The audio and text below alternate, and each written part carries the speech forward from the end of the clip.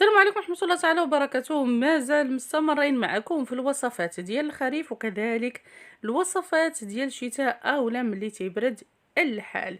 الحلقة ديالنا ديال اليوم ان شاء الله باذن الله وصفة طبيعية 100% اللي غادي تحميكم مسبقا من المشكل ديال الزكام، العطاس، البرد، السعال، الرشح، كذلك هذاك البلغم اللي تيكون عامر في الصدر ديالكم، وكذلك اللي كنتو كتعانيو من مشكل ديال الجيوب الانفيه او ما يسمى كذلك بالالتهابات في الصدر ديالكم. الوصفه ديالنا ديال اليوم ما غاديش تنفع غير لهذا الشيء، انما غادي توقيكم مسبقا من مشكل ديال الانسداد ديال الانف ومن مشكل ديال المنزله اللي حنا كنسميوها باللغه المغربيه اولا بالدارجه المغربيه ديالنا. غتنفعكم حتى في تقويه المناعه، وغادي تخلصكم من الام الراس والصداع ديال الراس اللي كيعانيو منه بزاف ديال الناس، خاصه في الفصل ديال البرد اولا في الفصل ديال الشتاء. كنتمنى لكم فرجه ممتعه وندوزو مباشره للمقادير وطريقه التحضير. بسم الله على بركه الله. بالنسبه للمكون الاول اللي غادي نحتاجو اولا اللي غادي نبداو به الوصفه ديالنا، هو مكون عنده فوائد كثيره وعديده، وكذلك تينفع بزاف في الحالات ديال الروماتيزم، الالتهابات ديال المفاصل، وتينفع حتى بالنسبه للناس اللي كتكون عندهم ضيق ديال التنفس. المكون ديالنا اللي اكيد غادي نتعرفوا على الاسم ديالو من بعد، غادي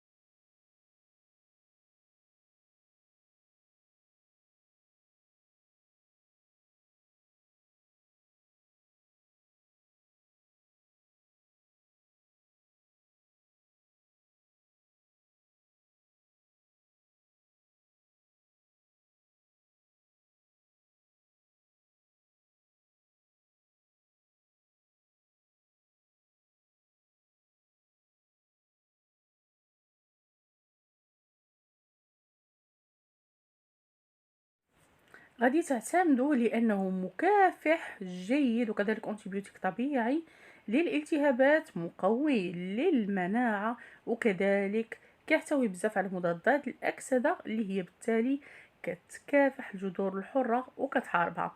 ما نساوش أنه تينفع بزاف بزاف بزاف في الحالات ديال الآلام، سواء بالنسبة للأسنان ولا التو أكيد كيكون بزاف عند الدكاترة، خاصة ديال الأسنان. أكيد بديتو تعرفوه.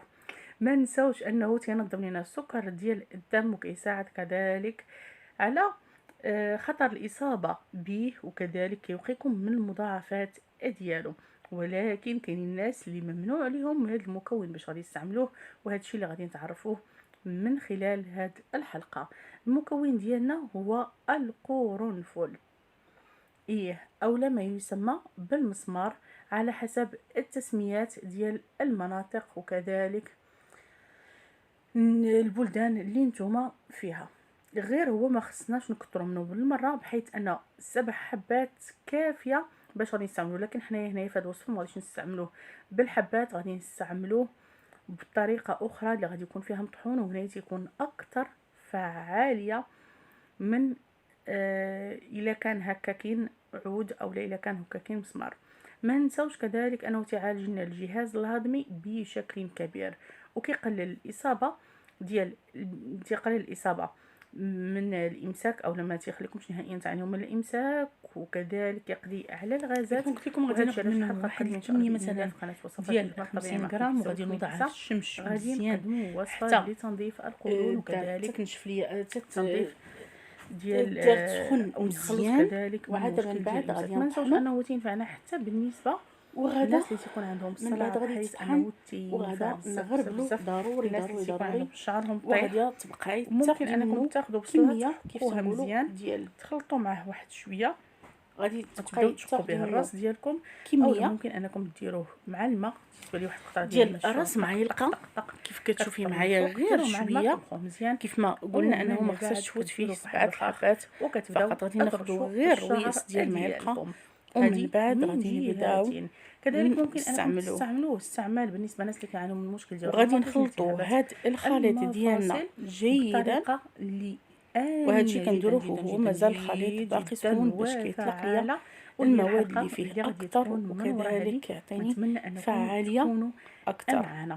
كذلك هو من الافضل انك ديري مثلا مع الصباح وتخليه اولا تحتفظي به حتى الليل. ملي نوضوا مع الصباح نوجدوه حتى لمن يكونوا نوجدوا الفطور ديالنا، تحتفظي به حتى الليل، ومن بعد كتعاودي تاخدي هذا الخليط كتصفيه وكتشربيه، وكتشربيش من وراه نهائيا الماء. صدقيني نتيجه جدا رائعه وفعاله للجسم ديالك. وكذلك ممكن من اول ليله غادي تنعسي ترتاحي وغادي تنسالك ليك وحاوله على الحواله والعطاس.